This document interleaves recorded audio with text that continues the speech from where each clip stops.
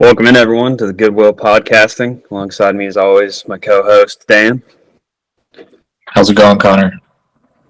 I'd be better if my Niners weren't losing 2 weeks in a row. Yeah, they're going through it right now, and they've looked real bad. It's not just like a regular loss. It's like they're really. It looks concerning, especially for Purdy.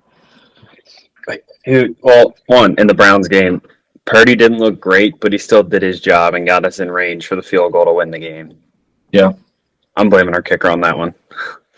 yeah, and at least that was against like a better defense in like a tough place to play. And it was rainy, but like the last game. Yeah, dude, we didn't get a single hit on Kirk Cousins. Yeah, that's how. I mean, I feel like to beat Kirk, you gotta get him moving, get the feet moving, and he'll just come apart. But if you let him stand back there, it's a problem. Well, yeah, and now we have my hometown team with the Bengals this weekend. Yeah, that's a game I would not bet on. I don't really know how it's going to go. I feel like there's a lot of like kind of a wide range of outcomes. Yeah. How are you feeling about it? I mean, no Brock Purdy this weekend and no Debo. Sam Darnold starting quarterback. There are worse backups, I'll say. Oh, yeah. I mean, he's a veteran. He can run the offense. Is McCaffrey playing? Yeah, McCaffrey is playing. I'm fairly certain Trent Williams is playing. Okay. So we'll see. The Niners are still the favorites, but That's pretty wild when you think about it.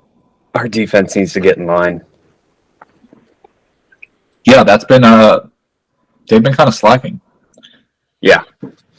Yeah, and that's kind of what you're built around. So, well, yeah, especially when we're supposed to have the best defense in the league. yeah, you rely on them a lot.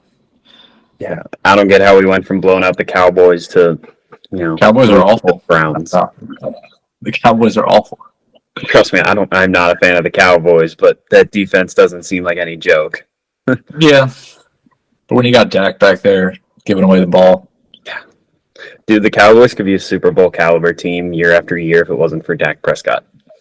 Yeah, and I think McCarthy as well. Like, I think it's a combination of bad coaching and bad quarterback play.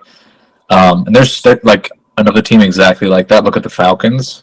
Like, get rid of Arthur Smith and Ritter. Like, that team is ready to go. The defense is nuts. Like, one of the most underrated defenses in the league. You have two great running backs, an elite tight end, two good receivers, a good line. Like, there's no problem with that team except for the QB and coach. Yeah, if they had a coach that knew how to use Kyle Pitts. Yeah. Yeah, I mean, they gave him the ball more last week, and it paid off. He had a huge catch on that last drive. He had like a 40-yard catch. Yeah. I like that. I think they're a good team, but like Ritter and Smith are really bad. Oh, and then how you feeling about the Commanders this weekend?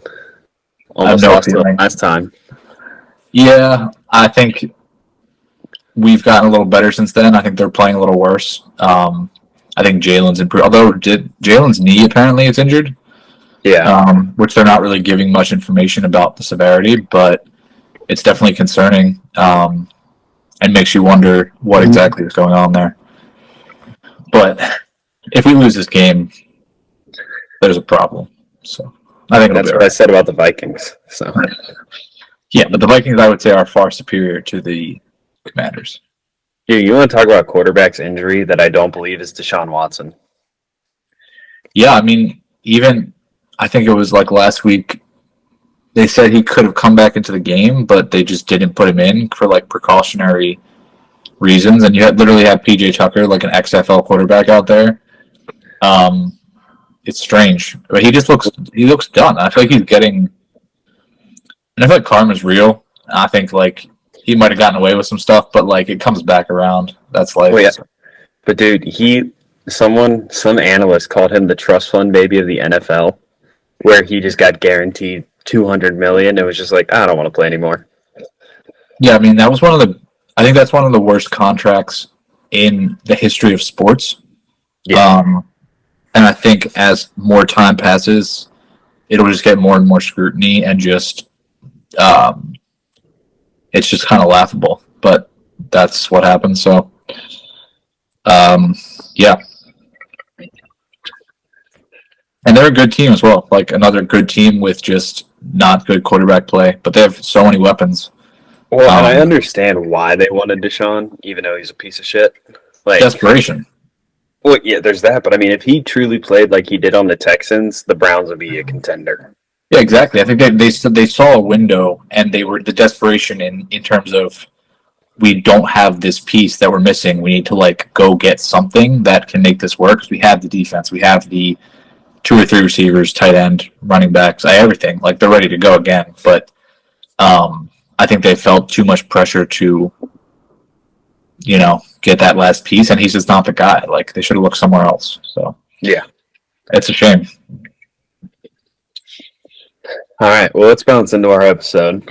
Yep. Wait, Sam Raimi's Spider-Man trilogy. What I think is the best Spider-Man trilogy. Yeah, I mean, we only ended up getting 2 movies from Garfield. And I mean, I feel like the MCU Spider-Man movies are just, it's up and down. Like, when you really break it down, I like Homecoming a lot. Okay. I think Michael Keaton was excellent as the Vulture. I liked how small scale it felt. And just kind of like, it felt like a real Spider-Man story, like kind of just personal, some coming of age stuff, like the school aspect, and then just kind of a very personal, like, relatable villain. Like, I think Spider-Man has such great villains, and I like that. But like, Far From Home it's not a good movie. Like, it's really poor. And I think I really like Far From Home. Really? Why? Yeah. I think it's Jake Gyllenhaal bias because he's my favorite actor. Okay. So that definitely comes into play. Plus, just kind of seeing him struggle, to be his own superhero outside of Iron Man. I enjoyed that whole like storyline. Yeah, I like that as well. I just think, like, Iron Man feels so like heavily involved and just like all his like tech, and just, I think sometimes for me it feels like something. It's not necessarily that it's a bad movie, but it doesn't quite feel like a Spider-Man story.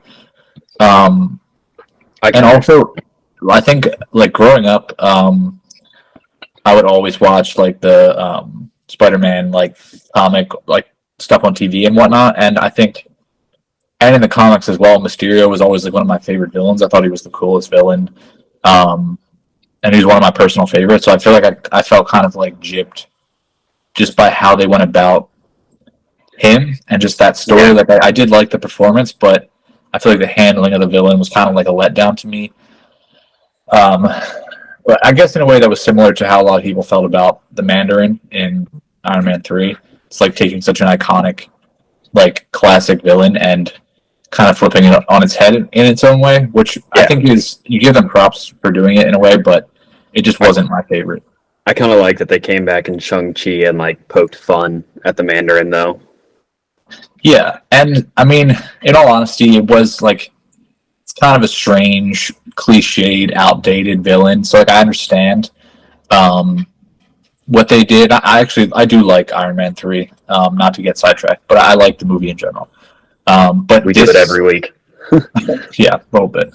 But yeah, Mysterio was one I wish they hadn't quite done it in that way. That just makes him feel kind of like cheapened, I guess. But Far From Home I like a lot, and a lot of the reasons I like it were the elements from this trilogy that we're talking about today. Yeah,